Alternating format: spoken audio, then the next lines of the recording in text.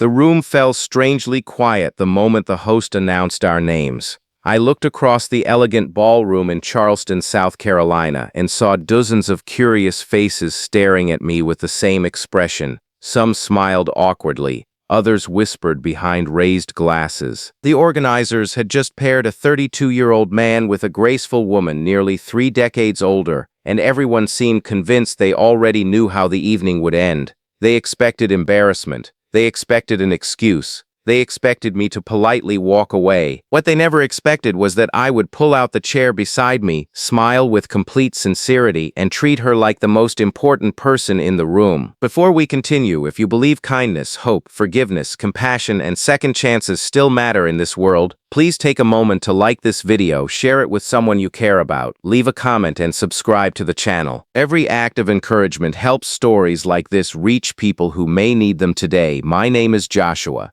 and after 2 painful years of rebuilding my life following a broken engagement, I had finally agreed to attend a community singles mixer.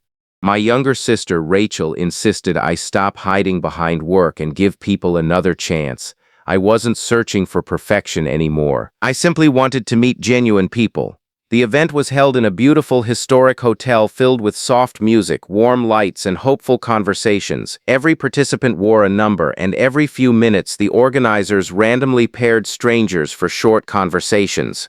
When my number was called alongside Margaret's, I noticed the uncomfortable silence before I even reached the table. Margaret looked elegant in a soft blue dress, her silver hair carefully arranged, but I could also see the sadness hidden behind her confident smile. She had clearly noticed the whispers long before I did. Years of quiet judgment had probably taught her to recognize those looks immediately. As I sat down, I realized something heartbreaking.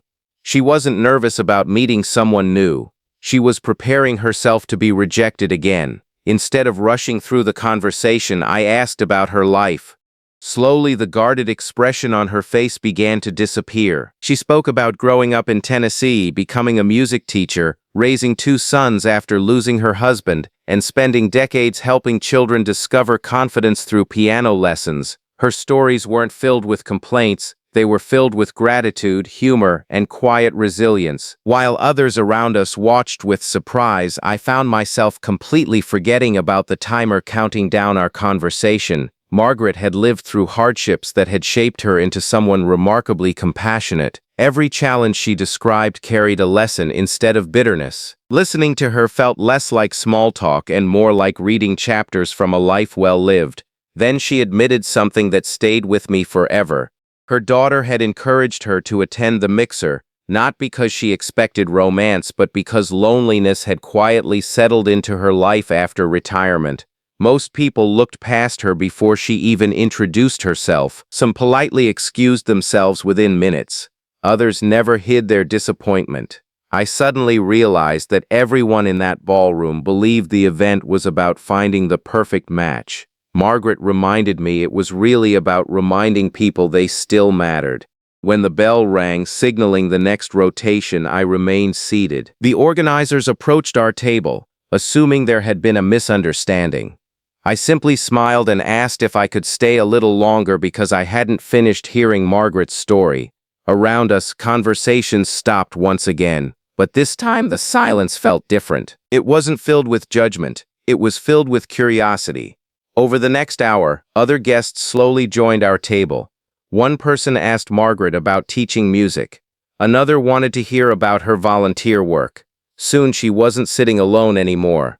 She was surrounded by people genuinely listening, laughing, and thanking her for sharing her experiences. Later that evening, one of the organizers quietly admitted something unexpected. They had almost stopped inviting older participants because so few people chose to speak with them. Watching the room change that night convinced them never to make age determine someone's value again.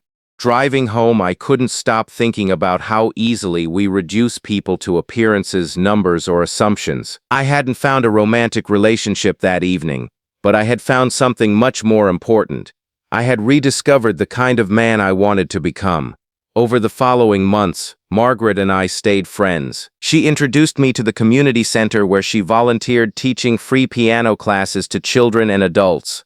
I began helping organize events there on weekends.